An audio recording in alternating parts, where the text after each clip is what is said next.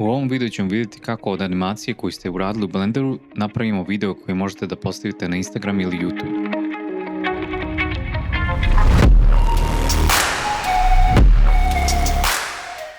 Kada ste završili sa animacijom i spremni ste za render, prvo možete da izaberete koji render engine ćete da koristite. Ja ću da koristim Cycles jer izgleda mnogo bolje. Ovdje možete izabrati GPU Compute ako imate grafičku karticu. Ispod ovdje pod render možete da izaberete max samples što će da utječe na vrijeme rendera i kvalitet. Ja ću da koristim 1024, ali ako vam je kompjuter slabiji, ovo možete da smanjite. Ovaj noise threshold možete da ostavite po defaultu, ali ako radite render za pregled da vidite kako animacija izgleda, ovo možete da povećate na 0,1 da ubrzate vrijeme rendera. I ovdje možete uključiti denoise. Ovdje pod output tabom možete promijeniti rezoluciju, ja ću da koristim ovaj square aspect. Ispod toga možete da izaberete frame rate i to treba da bude isto kao i frame rate koji planirate da bude finalni video, a da ovo treba da podesite već kad počnete da radite animaciju. Pod frame rate ovdje možete da podesite od kojeg do kojeg frame želite da eksportujete.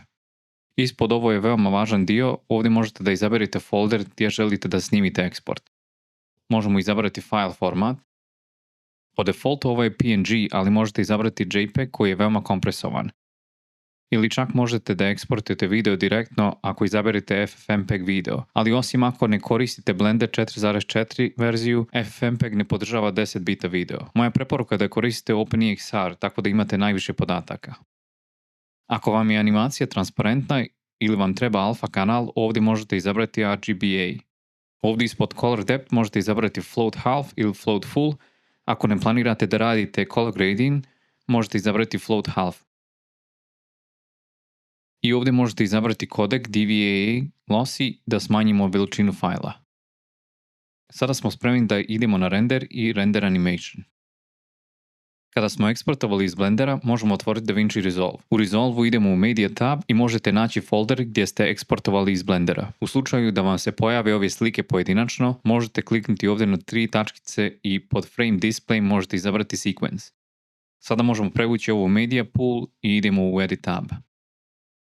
Možemo ubaciti ovaj klip u timeline i ako pritisnemo play, vidimo da boje ne izgledaju isto kao što su bili u Blenderu. Razlog tome što ovaj EXR file koristi linear gamu i moramo da ga konvertujemo. To možemo da uradimo na par načina. Jedan je da idemo u Color tab i da dodamo ovaj Color Space Transform node. Ovdje pod Input Color Space ćemo da izaberemo Rec 709. Input gamma izabrat ćemo linear. Output Color Space Rec 709. I output gamma 2.4.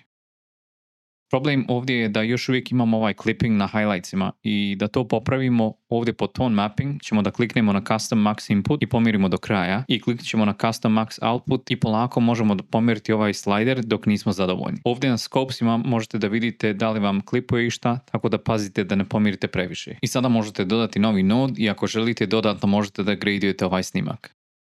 Drugi način koji ja lično više koristim je da idete u Fusion tab. Sa Control Space na tastaturi možete otvoriti ovaj Search tab i dodat ćete ovaj OCIO Color Space. Ovdje možete kliknuti na Browse i izabrat ćete ovaj config OCIO file koji se nalazi u Blender Color Management folderu. Na ekranu imate put gdje bi trebao da se nalazi ovaj folder. Sada ovdje pod Input Space možete izabrati Linear Rec 709, a pod Output Space AGX Space sRGB. I sada ovo izgleda potpuno isto kao što je izgledalo u Blenderu.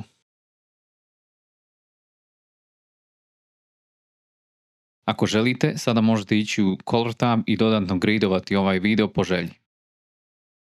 Kada ste spremni za eksport, idemo u Export tab.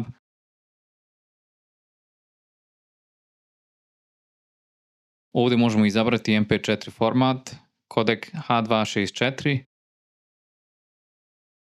Ovdje iznad možete preimenovati file i odrediti lokaciju.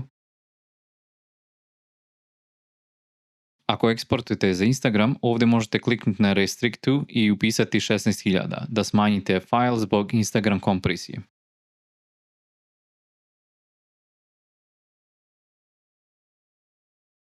Ovdje ćemo izabrati Constant Bitrate.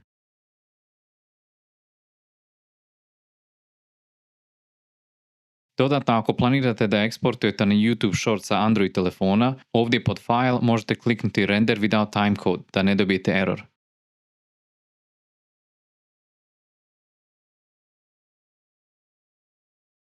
I sada možete kliknuti na Add to Render Queue i Render All ovdje. I to bi bilo to. Ako je ovo bilo korisno, ne zaboravite da lajkujete video.